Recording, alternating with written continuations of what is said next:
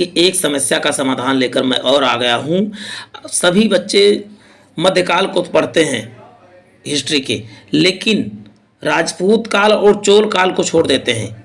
राजपूत काल से और चोल काल से 90 क्वेश्चन लेके आ रहे हैं, मतलब 180 क्वेश्चन लेके आ रहा हूँ। बहुत ज़बरदस्त क्वेश्चन ये श्रृंखला होने वाली है और दोनों को इसमें मैंने शामिल किया। देखिए पहले 650 से 1206 तक राजपूत काल और इसी के साथ साथ अभी 90 क्वेश्चन। देखिए मैं पूरा क्वेश्चन इसमें दिखा दे रहा हूँ। देखिए 90 क्वेश्चन इसमें है और फिर मैं देखिए स्क्रीन पे आपको दिख रहा है कि चोल साम्राज्य व अन्य के बारे में, चोल साम्राज्य अन्य। देखिए इससे भी लगभग 90 क्वेश्चन शामिल किए जा रहे हैं, तो आप दिल थाम के और बहुत इत्मीनान से बैठ जाइए और एक एक क्वेश्चन देखना प्रारंभ कर दीजिए। देखिए इसमें लगभग 120 क्वेश्चन, उसमें 90 क्वेश्चन थे, लगभग ये 200 प्लस क्वेश्चन हम सब करने वाले हैं। चलते हैं प्यारे साथियों, आज के प्रश्नों का आगाज करते हैं। हो चुका आगाज लड़का, जुग बदलने की तैयारी, जीत उसी की होगी जिसका संघर्ष जारी। चलिए हमारे साथ संघर्ष करना प्रारंभ कीजिए और अपनी परीक्षा में कील गाड़ने के लिए तैयार हो जाइए। पहला प्रश्न है, पूर्व मध्यकालीन भारत में 750 ईस्वी से 1200 ईस्वी तक मुख्यतः माना जाता है। उत्तर भारत के संदर्भ में तो आप बताओगे राजपूत काल माना जाता है, ये आपको ध्यान रखना है।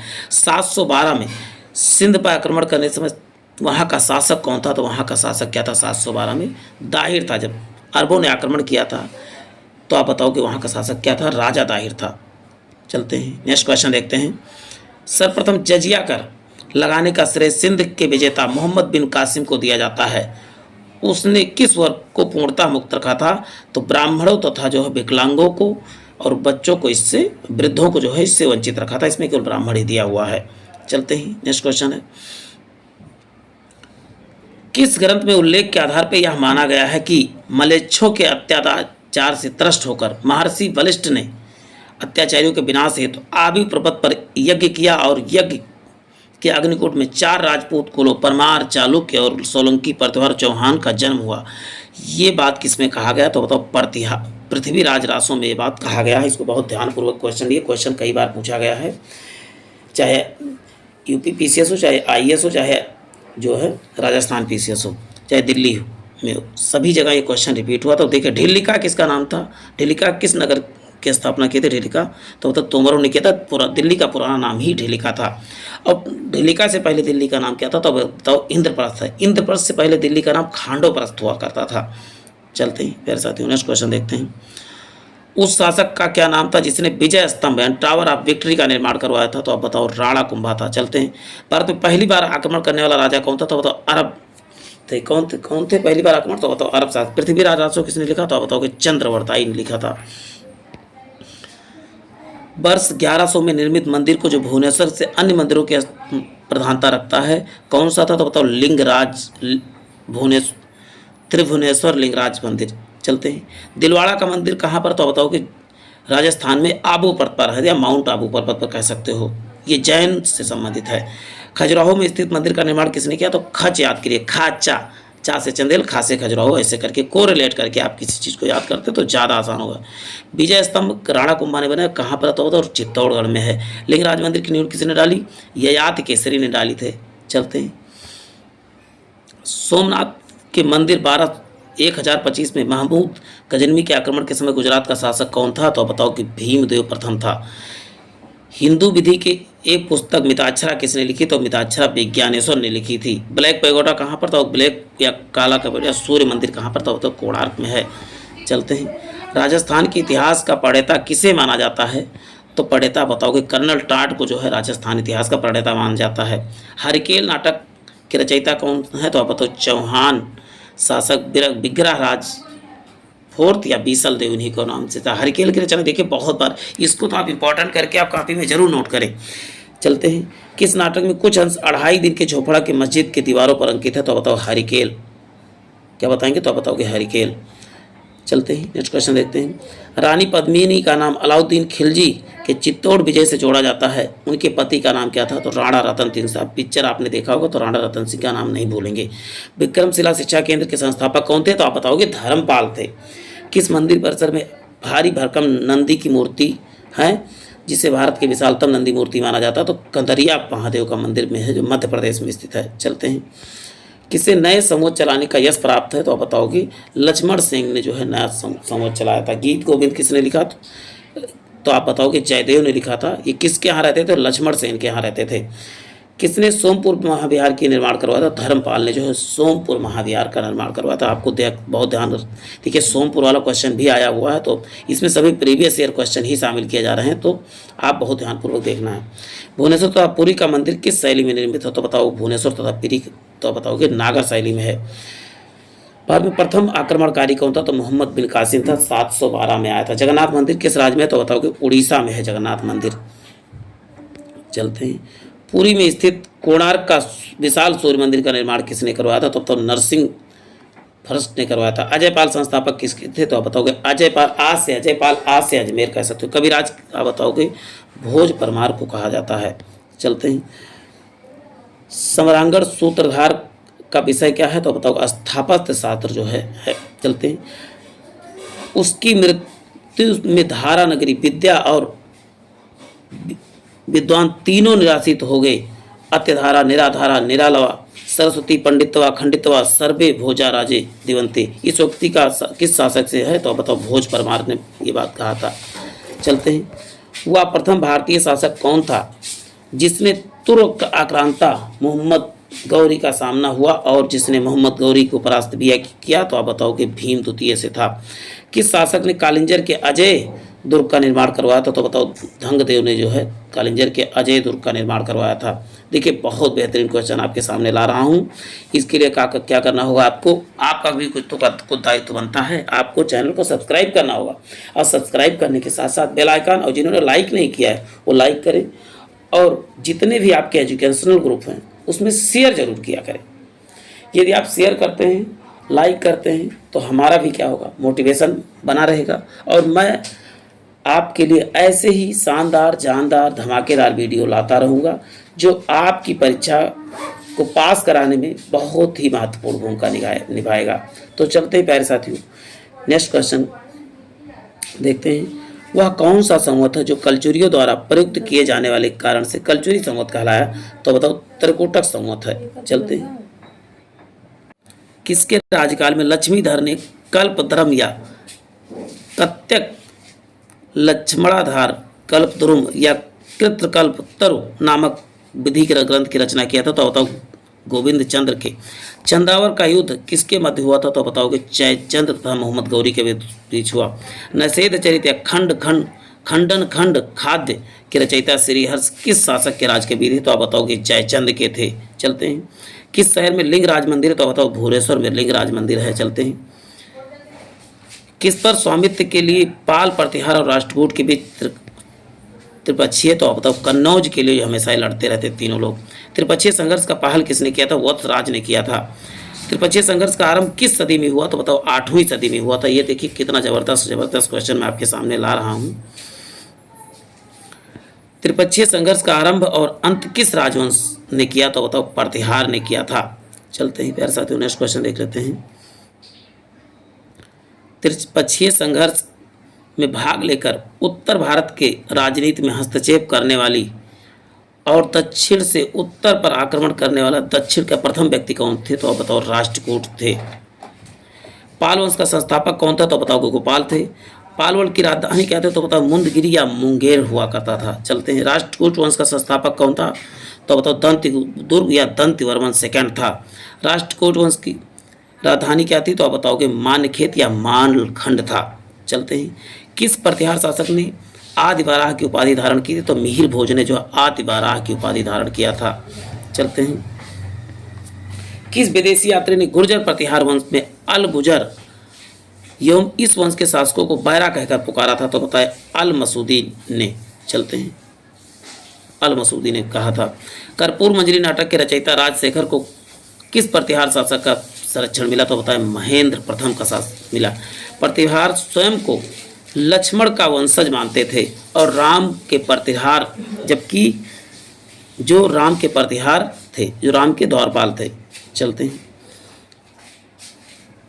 750 ईस्वी बंगाल के पाल वंश की स्थापना करने वाले गोपाल ऐसे शासक थे जिन्हें क्या सामंती सरदारों ने चुना था? किसने? सामंती सरदारों ने चुना था। किस पाल शासक ने गुजराती की कवि सोढ़ल ने उत्तरापद स्वामीन कहा था? तो होता धर्मपाल ने जो है सोढ़ल को उत्तरापद स्वामीन कहा था। चलते हैं नेक्स्ट क्वेश्चन। 9वीं सदी में भारत में आए अरबी यात्री सुलेमान ने साम्राज्य के रोहमा कहकर संबोधित किया। बताए पाल को जो है रोहमा कहकर संबोधित किया था।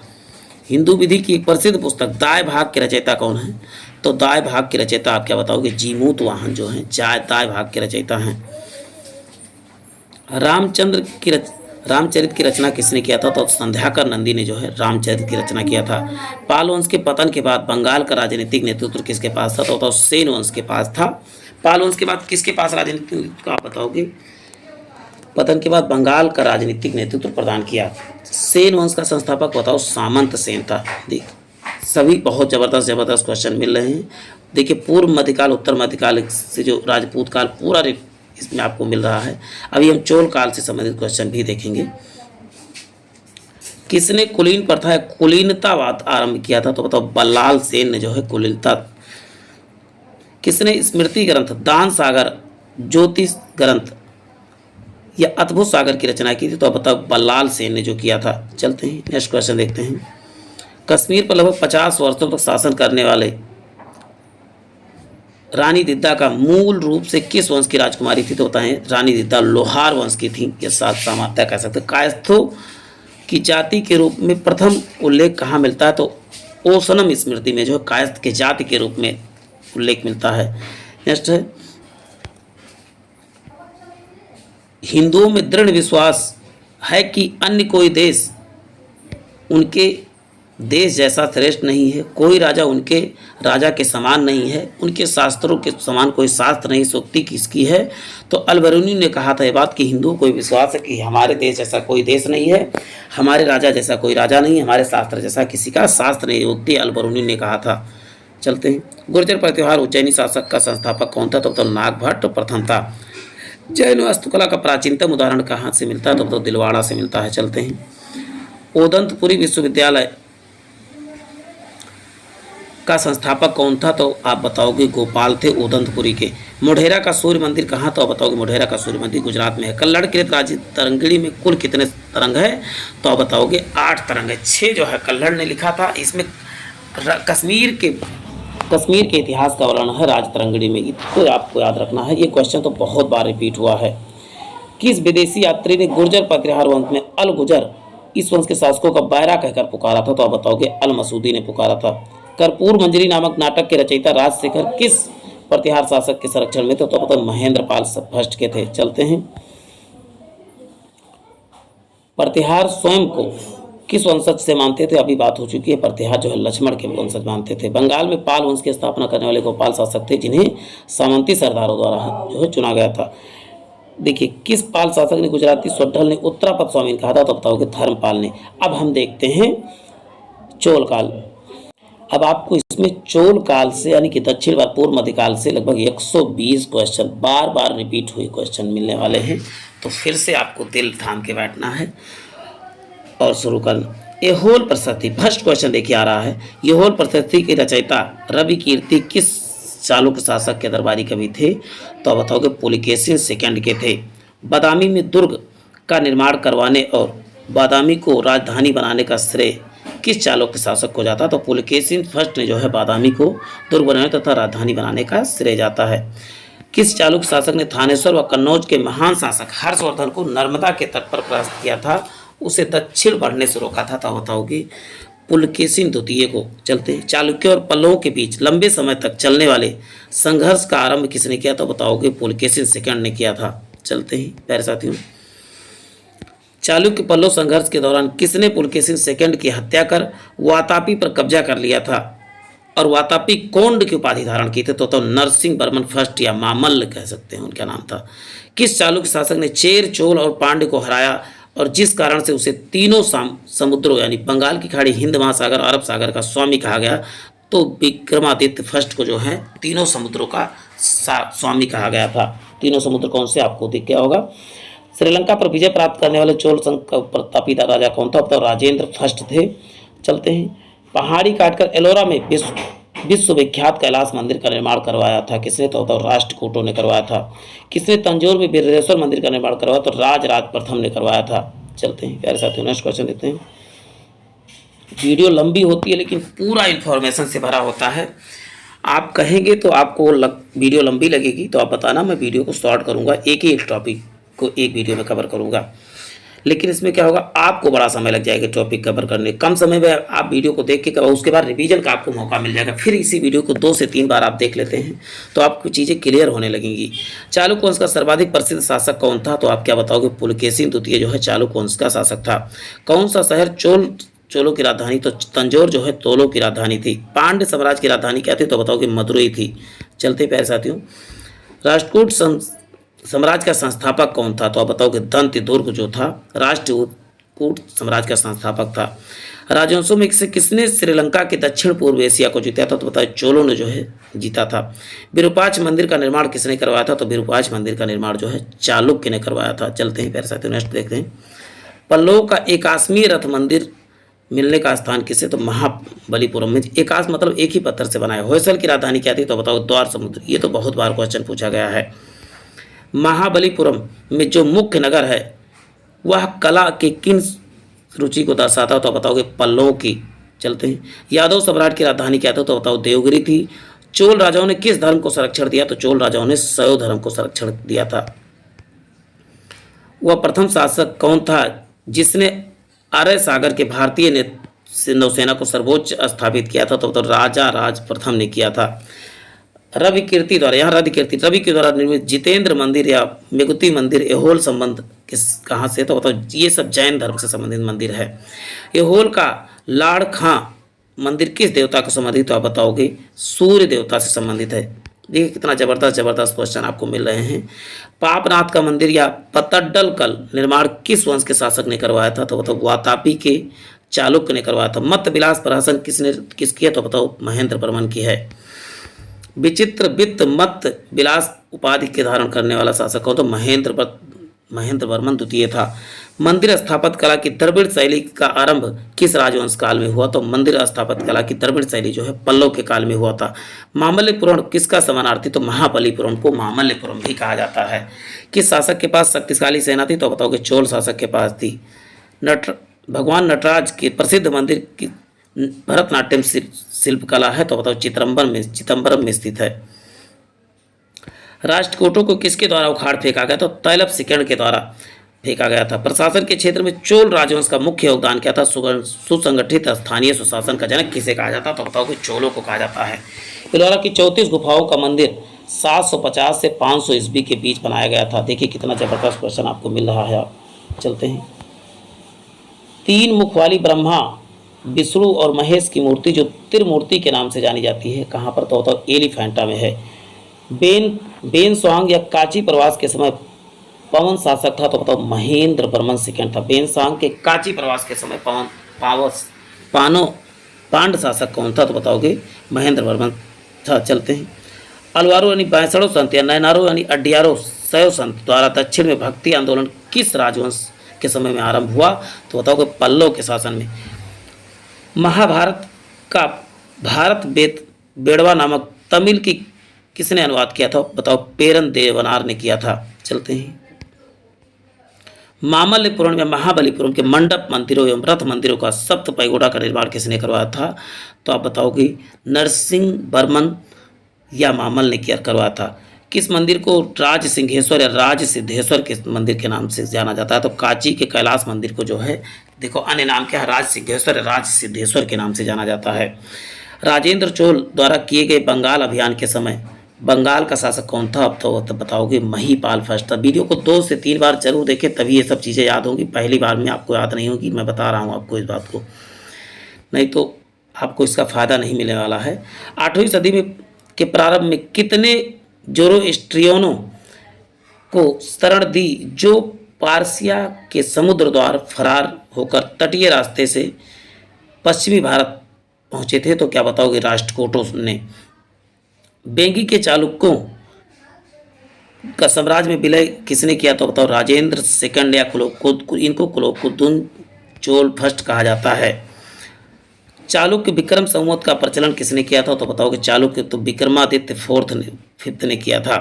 विक्रमाचरित रचयिता बिल्हड़ और मिताक्षरा के रचनाकार विज्ञानेश्वर संरक्षक किसके थे? तो बताओ विक्रमादित्य फर्स्ट के थे। बिल्हड़ किसके दरबारी कवि थे? तो बताओ कि विक्रमाचर्य किसके? तो बताओ कि विक्रमादित्य फिफ्थ के। मिताक्षरा की विषय वस्तु क्या थी? हिंदू पारिवारिक विधि संहिता थी।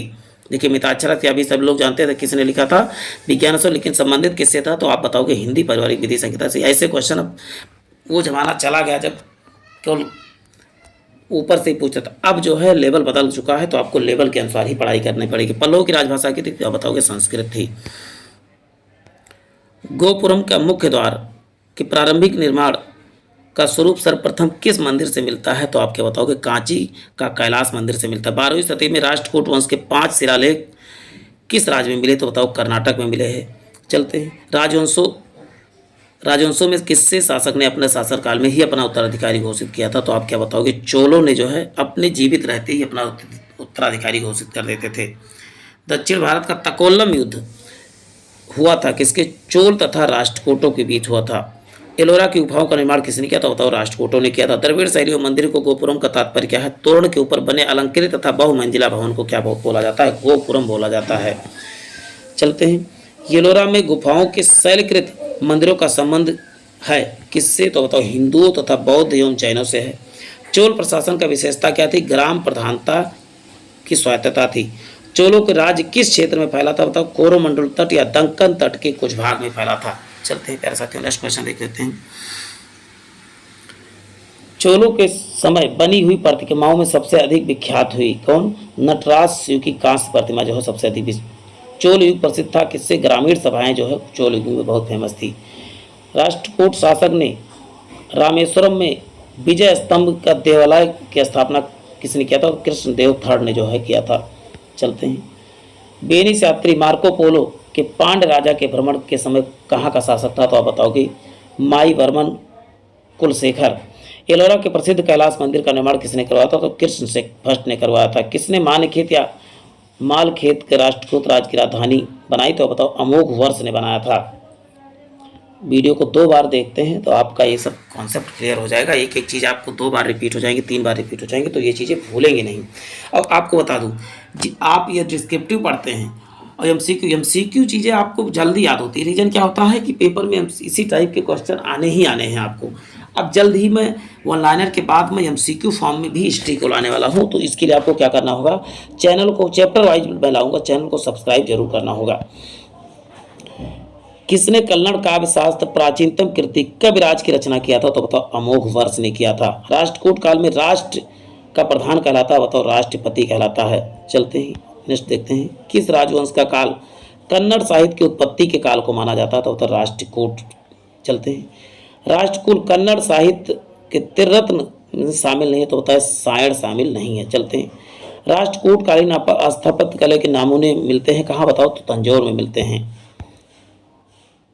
रावण की खाई व दशावतार गुफा या कैलाश मंदिर आदि मिलते हैं कहाँ पर? तो एलोरा में। एलोरा कहाँ? तो बताओगे एलोरा अजंता सभी महाराष्ट्र में हैं। चलते हैं, बम्बई में 6 मील दूर धारापुरी और धारानगरी स्थित गुफाएं कौन सी? तो एलिफेंटा की गुफाएं हैं। होयसल स्मारक कहाँ पाए जाते हैं? होयसल स्मारक होता है हेलीबीट तथा वेल्लूर में।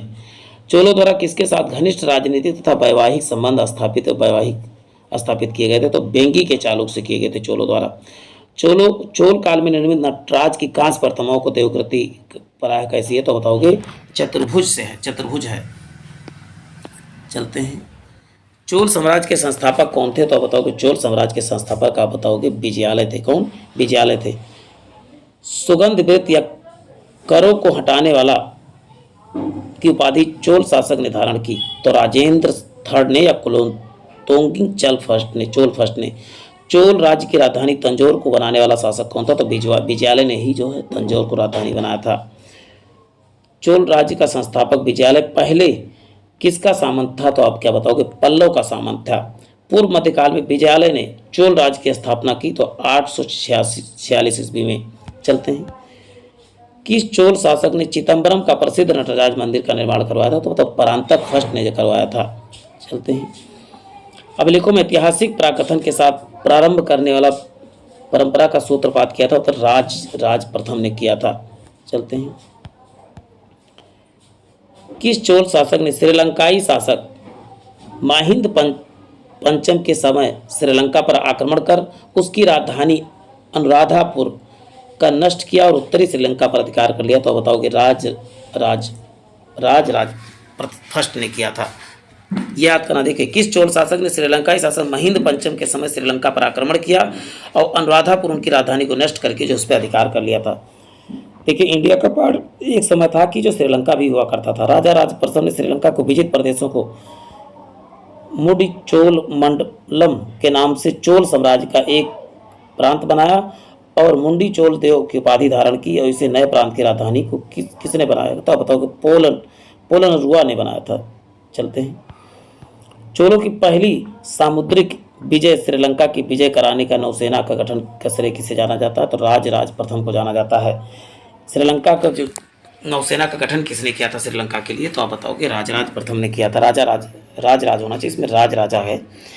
किस चोल शासक ने अपनी यशस्वी विजयों में समापन में मालदीव के सूक्ष्म के विजय द्वीप सोम की विजय किया था? तो बताओ, राज प्रथम ने जो है, चोल शासक ने जो है मालदीव के किसको, द्वीप सोमदेव को भी आक्रमण करके और जीत लिया था।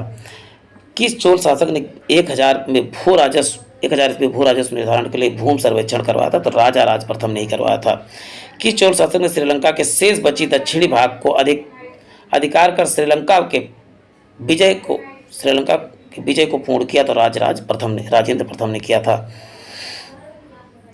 किसे चिदम्बरम के निकट गंगकोंड चोलपुरम बसाया और उसे अपनी राजधानी बनाया? तो बताओ, राजेंद्र प्रथम ने जो है श्रीलंका किसने चिदम्बरम के निकट बनाया था? गोलचोन पे। तो बताओ कि राजेंद्र प्रथम ने। देखिए, किसने कलिंग ओडू बंगाल पाल और आक्रमण किया, जो कि तमिल प्रदेश से किया गया प्रथम उत्तरी सैनिक अभियान था। साथ ही जिसने ऐतिहासिक भ्रम तोड़ा कि उत्तर से दक्षिण में विजित किया जा सकता है, दक्षिण से उत्तर नहीं। ये पहले प्रचलित था, दक्षिण से उत्तर विजय नहीं किया जा सकता है। तो ये भ्रम किसने तोड़ा? तो बताओ, राजेंद्र प्रथम ने तोड़ दिया था। किसने इंडोनेशिया के द्वीप सुमात्रा पे विजय साम्राज्य के शासक संग्राम विजय तुंग वर्मा को पराजित किया और निकोबार द्वीप समूह के मलेशिया प्रायद्वीप को मध्य कटार में आधुनिक केदाह के सहित 12 द्वीपों का अधिकार कर लिया? तो बताओ, राजेंद्र प्रथम। देखिए, बहुत शक्तिशाली राजा थे, इंडोनेशिया को भी नहीं छोड़े सब। किसने 1077 में 92 व्यापारियों को के एक शिष्ट मंडल की चीन भेजा था? तो कुलोत्तुंग चोल फर्स्ट ने। चलते हैं, महासभा की कार्यकारिणी समिति को कहा जाता है? तो बताओ कि वरियम कहा जाता है। 100 नंबर क्वेश्चन पे पहुंचे, 20 क्वेश्चन और बचा हुआ, तो आप अभी भी बने रहें। कहाँ से प्राप्त अभिलेख में महासभा की कार्यप्रणाली के विषय में विस्तृत जानकारी मिलती है? तो बताओ, उत्तर मेकर से मिलती है। चलते हैं, चोल काल में कडिमय का अर्थ होता था भू राजस्व या लगान हुआ करता था। चलते हैं, चोल काल में नौसेना का सर्वाधिक विकास किसके समय हुआ? तो आप बताओगे, राजेंद्र फर्स्ट के समय हुआ था। युद्ध के विशेष पराक्रम दिखाने वाले योद्धा को कौन सी उपाधि दी जाती है? क्षत्रिय शिखामणि दी जाती है। परैया का अर्थ होता था अछूत होता था। चलते ही नेक्स्ट क्वेश्चन देखते हैं प्यारे साथियों। चोल काल में सोने के सिक्के कहलाते थे, सोने के सिक्के क्या कहलाते? कुलंजू कहलाते थे। देखिए, चोल काल इन सबसे क्वेश्चन प्रायः पूछे जाते हैं, बच्चे इसको छोड़ देते हैं। तो मैं ये सलाह देता हूँ कि इस पूरे वीडियो को, पूरी श्रृंखला को देख लेते हैं। 2-2 टॉपिक करके मैं कंप्लीट कराने वाला हूँ, तो आपकी ये समस्या खत्म होने वाली है। चोल काल में राज्य की स्वामित्व वाली भूमि क्या कहलाती थी? तो बताओगे, प्रभु मान्यम कहलाती थी। चलते हैं, चोल काल में किसने हिरण्यगर्भ नामक त्यौहार का आयोजन किया था? तो लोक महादेवी ने किया था। नाना देशी निगम क्या था? तो दूर दूर प्रदेशों से विदेशों से व्यापार करने वाले व्यापारियों को का निगम जो है कहलाता था, नाना देशी निगम कहलाता था। 10 क्वेश्चन और बढ़ते हैं, इनको भी आप देख लें। प्रसिद्ध कलाविद फ्रंग्यूसन ने किसके बारे में कहा था? उस काल में कलाकारों ने दैत्यों की तरह कल्पना की और जौहरियों की तरह उसे पूरा किया।